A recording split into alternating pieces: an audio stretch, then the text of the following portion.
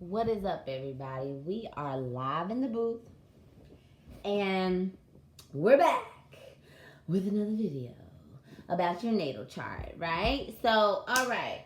So usually I sometimes have my little light in here, but for whatever reason, I don't know where my light is. So,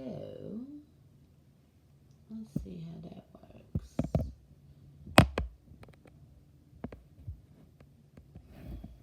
Okay, I don't know if that made it a little bit brighter or if that even looks any different on the camera. But, hello. Okay, so we're talking about the houses in the natal chart, and we are on the 7th house. So we just finished Virgo. We left Virgo, the analyzer, the person who wants to be of service, who's actually pulling out all the imperfections, because when we were at Leo, we was just the pride. We was just the shit. Like we didn't have no, like Leo is like the 5th house, like it's like your play, what you do for pleasure and fun and kids. It's like there is no error. Then when you get to the 6th house, it's about analyzing those errors and then kind of being of service through pulling out the errors, through bringing out the errors. Now you're being in service because you're actually allowing humanity to see where they may have gone astray. That's kind of like the Virgo energy, and it's also an analytical energy, and then it's also like kind of like the energy of, it's also the energy of your health, and then it's also the energy of like your rituals, things that you do on a daily basis. So then when you come off of that, boom, that's the last house that's about you. That's about self, okay? And so now we're going to move into the 7th house, which starts all about the other. So now you're in the House of Libra. The 7th house is ruled by Libra, and Libra is all about the other. And your harmonious dealings with the other. How you can create harmony from imbalance, how you can create balance from imbalance, how you can create harmony from war.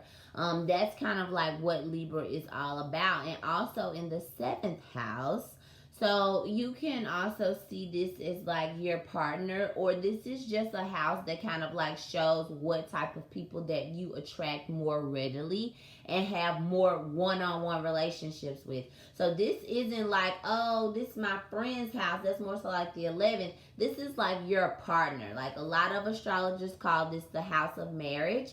But what I'm starting to realize is that it's just the house of those people who you have like one-on-one relationships with. People who mirror things to you, right?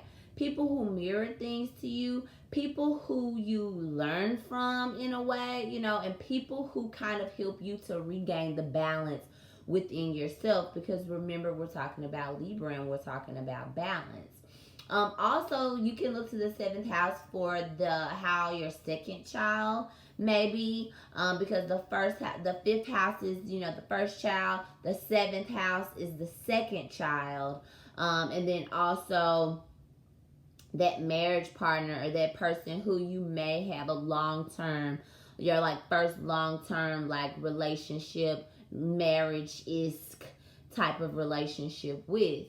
Also, the 7th house is like kind of what you put out into the world as who you are. Because it's kind of like your other half. It's like your mirror, but at the same time, it's what you try to put out into the world that you are, and then you end up attracting that in your other half and in the people that come, that come around you. And also, it's right across from your first house. So your first house is literally the house of self. It's all about self. And then when you look across the street, you're looking at your 7th house. So these houses really mirror each other. And you know how that people say you are what you attract? This house would be that. Because remember, when you're in your one-on-one relationships, this could be the energy that this other person is mirroring to you, or this could be the energy that you're giving out to the other people.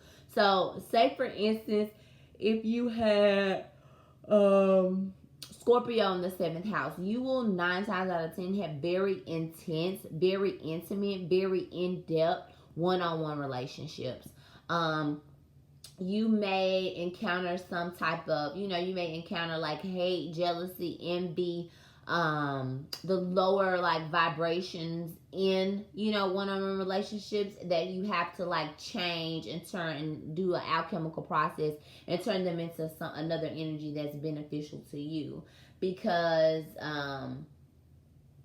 yeah, that's kind of what Scorpio is. And so if you had Scorpio in the 7th house, you would probably have a very intense partner, or attract very intense people where you're one-on-one relationships. And those people may have like some type of envy, jealousy, hate. You may have some type of envy, jealousy, hate towards those people that you have to actually change into something else that you can use. Let's see, 7th house.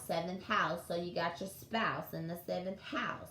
You got your second child in the 7th house. You have just the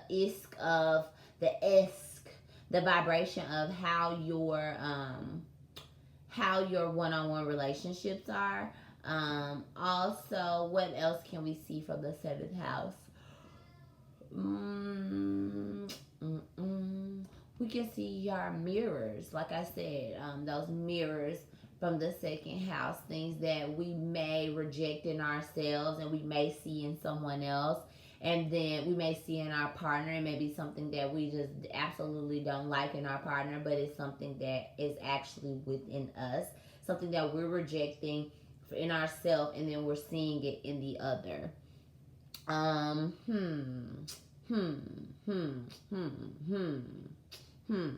So yeah, the 7th house is ruled by Libra, so it's gonna show how you put yourself in harmony with others. What are like some things that you do to place yourself in harmony? Because Libra just wants things to be balanced. Libra just wants things to be fair. Libra just wants things to be contractual. The 7th house can also rule like contractual agreements, also business, because it's a merchant house. Libra is a merchant, right?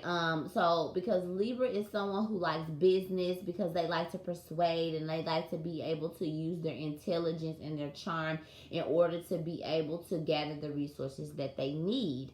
So yeah, you can see all of that from the 7th house, as far as like how you're gonna go about doing business contracts, how you're gonna go, like what type of contracts will you come across in your life, especially the contracts with the other. And this is why it's the marriage house, because of course marriage is a contract. Also, it can show you how you may, how you may be go about, persuasion, how you may go about, sales, or, something that wants to like swap resources with someone else. How you may go about that would be the sign that's inside this house. So we could go back to Scorpio. So if Scorpio is in the 7th house, you may go about making transactions and deals with people in a very intense level, a very in-depth level, a very feeling intuitive level. So when you do business, it may be very intuitive. You may use your intuition as far as when you're closing business deals, or when you're, meeting up with people to negotiate. You may be wanting to feel them out, because Scorpio is a feminine energy. It's a water energy. So it's all about the divine feminine and kind of like feeling out. And so the 7th house, this is the house of Libra. Libra is a cardinal air sign, so it likes to get shit started. It likes to get shit popping. So this is maybe how you get, this is how the energy that you get stuff popping with the other. This is how you use your intellectual capacities to get stuff popping with either your husband, your wife, or just people who you have one-on-one relationships with. Okay, so that has been the 7th house. So if you have any questions, please feel free to put it in the comment section, because I would love to interact with you all more. Also, if you want your natal chart reading done, be sure to check out empressemperor.org, where we're all about making holistic health accessible and convenient to all. And so you go on the website, check it out, and then you can book your Know Thyself consultation just to get you started on astrology, and get you on a great path so that you can start to know thyself on a deeper level. Because remember, if we were like back in the indigenous days and back in like the tribe days, there would be a sage, i.e., someone like me or someone like, whatever type of sage in the community that would actually, and it may not have been me, I have just learned these types of things so that I can act as a guide. I know that that is part of my reason for being here. So, this when this sage, the babies and things are born in the community, the sage will be able to tell the parents, hey, this is this child's role. And they will do that based on their communication with the stars, based on their communication with the ancestors and spirit. So astrology is super important, because it's just allowing you to know more about who you are on an in-depth level. So if you are interested in checking out your natal chart, feel free to hit the link in the description for empressemperor.org, and also check out some of our other products and services that we have available too. I love you all. I'm wishing you all peace. I'm wishing you all love. I'm wishing you all abundance forever, forever, ever, forever, ever.